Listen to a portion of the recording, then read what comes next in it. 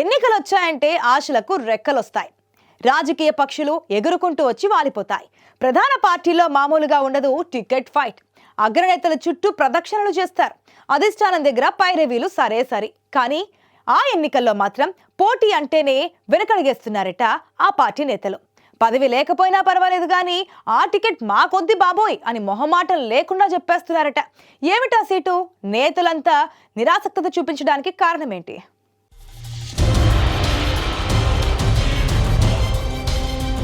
పదవి అంటే కొందరికి ప్రాణం. అది లేకపోతే ఊపిరాడక ఉక్కిరి బిక్కిరవుతుంటారు నేతలు. అందుకే పదవి వ్యామోహం లేనివారంటూ రాజకీయాల్లో దాదాపుగా ఉండరు. అయితే రాను రాజకీయాలు కాస్ట్లీగా మారిపోయాయి. టికెట్ కోసం ఎంత ఖర్చుకైనా వెనకాడడం లేదు నేతలు.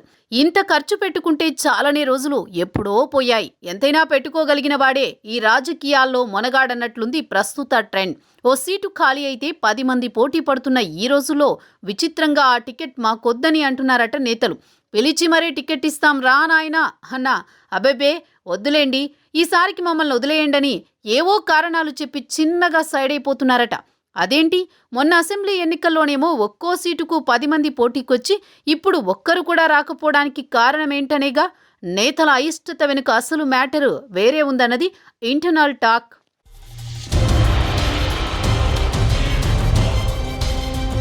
అసెంబ్లీ ఎన్నికల్లో జనగామ నుంచి పల్లా రాజేశ్వరరెడ్డి ఎమ్మెల్యేగా గెలిచారు. ఆయన మొన్నటిదాకా నల్గొండ, వరంగల్, ఖమ్మం ఉమ్మడి జిల్లాల పట్టభద్రుల ఎమ్మెల్సీగా పెద్దల సభలో ప్రాతినిధ్యం వహించారు. ఎమ్మెల్యేగా గెలిచిన తర్వాత ఎమ్మెల్సీ పదవికి రాజీనామా చేశారు. ఈ ఎమ్మెల్సీ ఉప ఎన్నిక కోసం త్వరలో స్కెడ్యూల్ విడుదల కానుంది. ఇప్పటికే ఈసీ ఎన్నికల ప్రక్రియ మొదలుపెట్టింది. కొత్త ఓటర్లు ఓటు నమోదు చేసుకోవాలని గడువు ఇచ్చింది. 2027 మార్చి 29 వరకు పదవీ కాలమున్న ఎమ్మెల్సీ స్థానానికి పార్లమెంట్ ఎన్నికల ముందు లేదంటే ఆ తర్వాత ఎన్నిక నిర్వహించేందుకు ఈసీ కసరత్తు చేస్తోంది. జూన్ లోపు నిర్వహించాల్సిన ఎన్నిక కోసం ఇప్పట్నుంచే వేగం పెంచింది ఈసీ.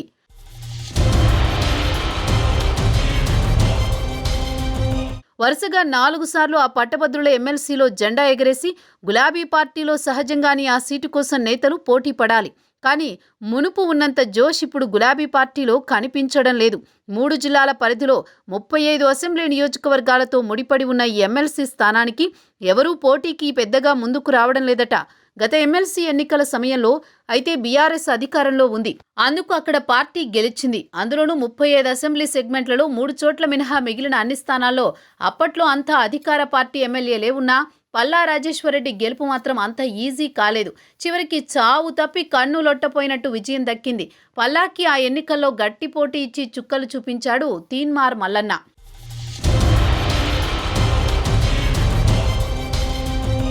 అప్పట్లోని అలా ఉంటే ఇప్పుడు సీన్ పూర్తిగా రివర్స్ అయింది. మొన్నటి అసెంబ్లీ ఎన్నికల్లో ఆ 3 ఉమ్మడి జిల్లాల్లోని నియోజకవర్గాల్లో బీఆర్ఎస్ అభ్యర్థులు ఘోరంగా ఓటమి పాలయ్యారు.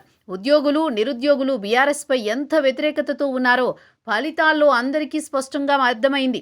పైగా ఆలోచనాపరులైన పట్టభద్రులు మాత్రమే ఓటేసే ఎన్నికలు కావడంతో ఈ చిన్న గ్యాప్లో ఇంకా ఆ వ్యతిరేకత కంటిన్యూ అయ్యే అవకాశాలే ఎక్కువ. ఈ పరిస్థితుల్లో సాహసాలకు పోయి పరువు పోగొట్టుకునే దానికంటే సైలెంట్ మోడ్లో ఉండడం బెటర్ అనుకుంటున్నారట కారు పార్టీ నేతలు. ఇప్పటికైతే నేను రేసులో ఉన్నానంటూ ఒక్కరంటే ఒక్కరు కూడా ముందుకు రాలేదట. లోక్సభ ఎన్నికలకు ఇస్తున్న ప్రాధాన్యం నల్గొండ, ఖమ్మం, వరంగల్ ఉమ్మడి జిల్లాల ఎమ్మెల్సీ స్థానానికి అస్సలు ఇవ్వడం లేదట. 3.5 ఏళ్ల పదవీ కాలానికి, అందులోనూ అధికారంలో లేని దానికి పోటీ చేయడం ఎందుకు, జేబుకు చిల్లు కాకపోతే అనుకుంటున్నారట గులాబీ నేతలు.